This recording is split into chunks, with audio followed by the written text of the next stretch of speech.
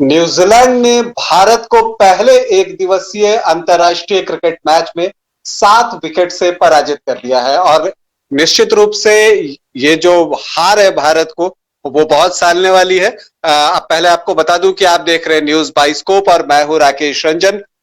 जो पहला one day international cricket match Bharat और न्यूजीलैंड के बीच आज खेला गया ईडन पार्क पर, उसमें न्यूजीलैंड की टीम ने जो चेज किया है उसकी जितनी भी तारीफ की जाए वो कम है। भारत ने एक अच्छा खासा स्कोर बना लिया था 306 रनों का, लेकिन जिस तरह से चेज हुआ, और चेज किसने किया, उस बैटर ने जिसे भारत के खिलाफ अच्छा खेलना पसंद है। टॉम लैथम की इस इनिंग को आप बेमिसाल कह सकते हैं, उनकी लाइफ की इनिंग कह सकते हैं। और जो काउंटर अटैक उन्होंने किया भारतीय बॉलर्स पर, आप कह सकते हैं कि इसलिए कहा जाता है क्रिकेट में कि attack is the best form of defence.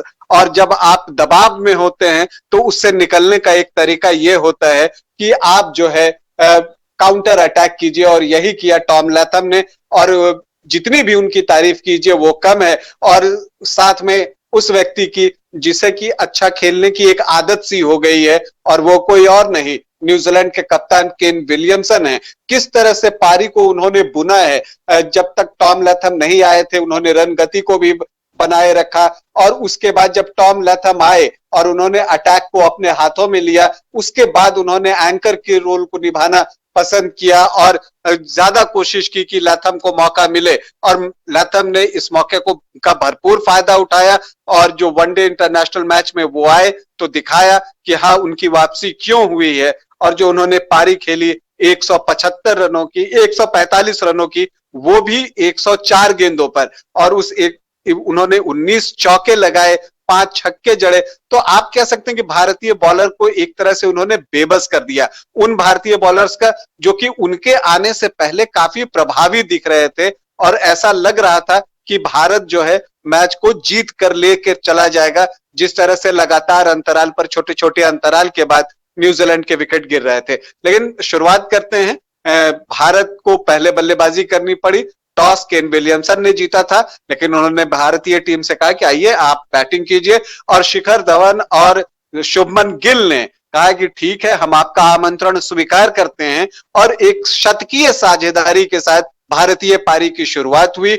124 रनों की पहले विकेट की साझेदारी होती है, और वहां पर जाकर गिल आउट होते हैं। और अगर आप कहें कि फर्ग्यूसन ने उन्हें आउट किया था, लेकिन एक अर्धशतक गिल लगा चुके थे। और गिल की भी तारीफ करनी होगी कि लगातार जिस तरह से वनडे इंटरनेशनल में वो परफॉर्म कर रहे हैं, ऑलमोस्ट 55 से ज्यादा का उनका एवरेज है, एक्चुअली 57 के आसपास का एवरेज है वनडे इंटरनेशनल में। तो बहुत ही इस फॉर्मेट को वो पसंद कर रहे हैं। दूसरी तरफ कप्तान शिखर धवन अपने अंदाज में खेले, जैसा वो खेलते हैं, पॉइंट के बगल से जो रन वो बनाते हैं वो बनाते रहे, और हालांकि आउट भी उसी में हुए।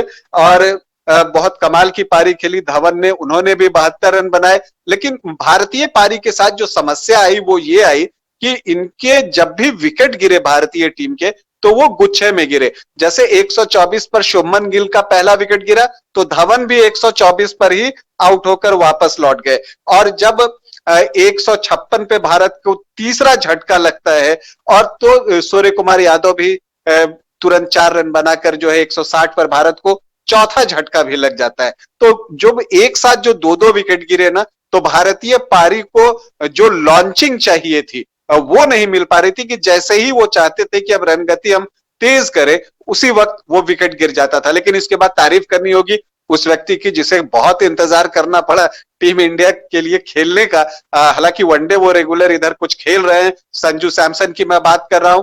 वो आए और उन्होंने बताया कि देखिए, क्यों मेरे बारे में जो है ये कहा जाता है कि मुझे मौका मिलना चाहिए, और क्यों मैं डिजर्व करता हूं। ये बात संजू सैमसन ने दिखाई कि उनमें क्षमता है। और निश्चित तौर पे संजू सैमसन को जिस तरह से T20 सीरीज में मौका नहीं मिला था, और उसकी काफी आलोचना भी हुई, लोगों ने तरह तरह की बातें की कि हाँ आखिर उन्हें कब मौका मिलेगा। ऋषभ पंत लगातार फ्लॉप हो रहे हैं, आज भी ऋषभ पंत बल्ले से कोई कमाल नहीं कर सके, और ये भारत के लिए बड़ी चिंता की बात है, क्योंकि ऋषभ पंत टीम के उपकप्तान है और उनका रन बनाना बहुत जरूरी है। पंत आज सिर्फ 15 रन बनाकर आउट हो गए।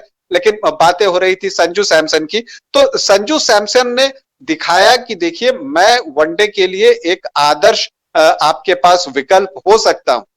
लेकिन क्या वो दीपक हुड्डा के विकल्प हो सकते हैं? इस पर हम बात करें अगर, कि दीपक हुड्डा टीम को एक संतुलन देते हैं क्योंकि वो एक बॉलिंग ऑप्शन भी है, लेकिन संजू सैमसन के साथ वो बात नहीं है। तो ये क्या बेहतर नहीं है कि पंत और अगर हम बात करें संजू सैमसन की, तो किसी एक विकेट कीपर को खिलाया जाए ताकि आप दीपक हुड्डा को एकोमोडेट कर सकें, ताकि आपका छठा ऑप्शन बॉलिंग में खुल जाए। खैर इस पर मुझे लगता है कि टीम मैनेजमेंट जरूर सोचेगी कि आखिर कहां पर गड़बड़ी हो गई, लेकिन जो भी था, हाँ, अब टीम बढ़ते रही, एक अच्छी साझेदारी हुई, भारतीय पारी की बातें हो रही थी संजू सैमसन और श्रेयस अय्यर के बीच में। श्रेयस अय्यर शुरू में थोड़ा स्ट्रगल कर रहे थे, लेकिन फिर उन्होंने धीरे धीरे पिक किया और उसके बाद उन्होंने खुलकर स्ट्रोक किया, लगाया लेटर ऑन। संजू सैमसन और श्रेयस अय्यर के बीच 94 रनों की एक अच्छी साझेदारी हुई, लेकिन उस वक्त तक लग रहा था कि भारतीय टीम जो है वो 280 के आसपास तक रह जाएगी। लेकिन इसके बाद आए वाशिंगटन सुंदर और बहुत ही सुंदर बल्लेबाजी की उन्होंने। जो शॉट लगाए, एक जो बिल्कुल गिरते पड़ते उन्होंने इस तरह से एक शॉट लगाया, वो देखते ही बनता था। सूर्य कुमार यादव और एबी डिविलियर्स भी उसे देखकर सोच रहे होंगे कि ये किस तरह का शॉट लगा दिया भाई। तो ये एक चीज है, सुंदर ने बहुत ही अच्छी बल्लेबाजी की और मात्र 16 गेंदों पर 37 रन बनाए, और ये सुंदर की ही पारी थी जिसने भारतीय टीम के स्कोर को 300 के पार कर दिया। हाँ, लेकिन तारीफ जो है यहाँ श्रेयस अय्यर की भी बनती है।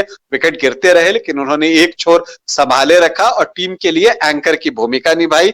और जो श्रेयस हैं, श्रेयस ने 80 रनों की एक पारी खेली 76 गेंदों पर। और इधर श्रेयस की अगर हम बात करें, सिर्फ न्यूजीलैंड की बात करें, तो न्यूजीलैंड में ये लगातार चौथा अवसर है वनडे इंटरनेशनल में जब उन्होंने 50 या उससे ज्यादा रन बनाए हैं। तो न्यूजीलैंड के विकेट जो है उन्हें वनडे इंटरनेशनल में बहुत रास आ रहे हैं। और आज धोनी का ये रिकॉर्ड टूटा। इससे पहले धोनी ने 3 अवसर पर वनडे इंटरनेशनल में 50 से ज्यादा रन बनाए थे, लेकिन आज श्रेयस अय्यर ने उस रिकॉर्ड को तोड़ा। जब भारतीय पारी समाप्त होती है, मतलब 50 ओवर की समाप्ति होती है और भारत की टीम का स्कोर होता है 306 रन 7 विकेट के नुकसान पर, उस वक्त तक लग रहा था कि भारत का पलड़ा मैच में थोड़ा सा भारी हो गया है। और ये तब और भारी लगने लगा जब न्यूजीलैंड का जो पहला विकेट है एलन के रूप में सिर्फ 35 के स्कोर पर गिर गया। और जब वो गिरा तो लगा कि चलिए अब जो है भारत की स्थिति जो है वो मजबूत होते चली जा रही है। लेकिन एलन का विकेट गिरा, फिर थोड़ी सी एक छोटी सी साझेदारी हुई, कॉन्वे आउट हो गए, भारत की पकड़ मैच पर और मजबूत हो गई। तो जैसे जैसे वक्त गुजर रहा था मैच पर भारत की पकड़ मजबूत होते जा रही थी। और जब मिशेल आउट हुए उस वक्त 88 रन स्कोर था और वो तीसरा विकेट गिरा तो लगा कि चलिए मिशेल जैसा बल्लेबाज अगर आउट हो जा रहा है तो अब जो है ये बहुत बड़ी राहत की बात है। लेकिन यहां पर भारत के लिए परेशानी कम होने के बजाय परेशानी बढ़ गई। क्यों बढ़ गई? क्योंकि क्रीज पर आ गए टॉम लेथम। और टॉम लेथम ने आते ही ये उद्घोषणा कर दी अपनी बैटिंग में कि मैं यहां पर चुप रहकर नहीं खेलने वाला, मैं इस दबाव में रहकर नहीं खेलूंगा, इस दबाव को तोड़ूंगा, निकालूंगा यहां से। और जो दबाव में निखरता है वो बड़ा प्लेयर होता है, जो दबाव में बिखरता है वो नेचुरली टीम के लिए कुछ भी अच्छा नहीं कर पाता। तो लैथम जो है वो इस दबाव में निखर कर सामने आए और क्या पारी खेली है। किसी भी गेंदबाज को उन्होंने नहीं बख्शा और सारे गेंदबाजों की ठीक ठाक उन्होंने खबर ली है। जो पारी का 40वां ओवर था जो शार्दुल ठाकुर लेकर आए थे उसमें 25 रन उन्होंने लूट लिए। तो ये एक इस तरह की बातें इस मैच में होते रही जो धीरे धीरे धीरे धीरे भारत को मैच से बाहर करती रही। और अंततः जो है भारत पूरी तरह से मैच से बाहर हुआ और विलियमसन एक छोर पर जमे रहे। हालांकि वो शतक तो नहीं लगा सके, 94 रन उन्होंने बनाए, ऑलमोस्ट रन ए बॉल 98 बॉल पर। हाँ, लेकिन लाथम की जो 145 रनों की नाबाद पारी है वो बेमिसाल पारी है जिसे वो उम्र भर याद रखेंगे। और मुझे लगता है कि इंडियन बॉलर्स भी याद रखेंगे। और जब इंडियन बॉलर्स की बात मैं कर रहा हूं तो मैं कहूंगा कि उमरान मलिक भी आज का दिन याद रखेंगे, क्योंकि इंटरनेशनल क्रिकेट में उनका डेब्यू हुआ और उन्होंने अच्छी गेंदबाजी की, अच्छी गति से गेंदबाजी की।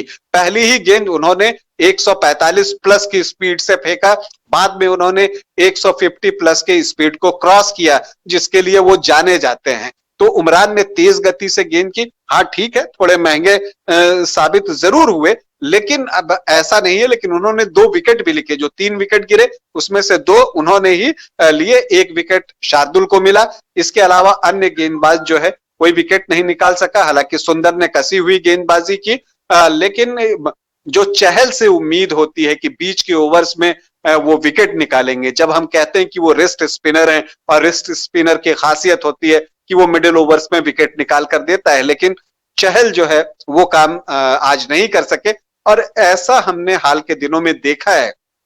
और यही वजह है कि विश्व कप के मैचों में भी उन्हें अवसर नहीं मिला था। हालांकि उसकी आलोचना हुई थी कि हमें चहल को खिलाना चाहिए, लेकिन अगर आप पिछले 6, 7, 8 महीने के रिकॉर्ड्स निकालेंगे और देखेंगे तो आप पाएंगे कि जो बीच के ओवर्स में विकेट निकालने की रफ्तार होती थी चहल की, उसमें बहुत कमी आई है और चहल वो काम बखूबी नहीं कर पा रहे हैं, और इसका खामियाजा भारत को भुगतना पड़ रहा है। सुंदर ने कसी हुई गेंदबाजी जरूर की, लेकिन विकेट वो भी नहीं निकाल सके। तो जब आप मिडिल ओवर्स में विकेट नहीं निकालते हैं तो रिजल्ट वही आता है जो आज आया है।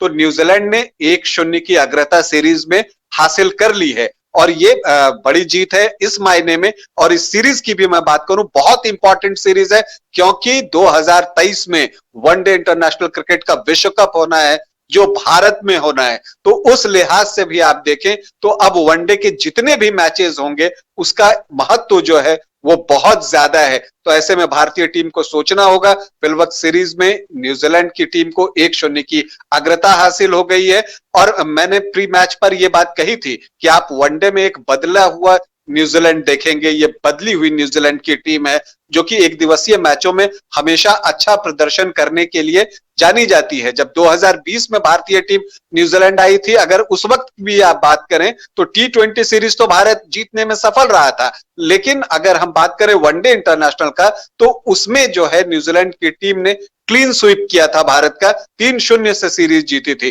तो एक बड़ी चुनौती भारत के सामने आन पड़ी है, शिखर धवन की टीम के सामने है, और अब उनके सामने जो सारा दबाव है वो भारतीय टीम पर है, क्योंकि जब अगला मैच खेला जाएगा उसमें उन्हें जीत चाहिए होगा, नहीं तो सीरीज दूसरे मैच पर फिनिश हो जाएगा। तो एक रोचक मुकाबला अब आगे भी देखना है।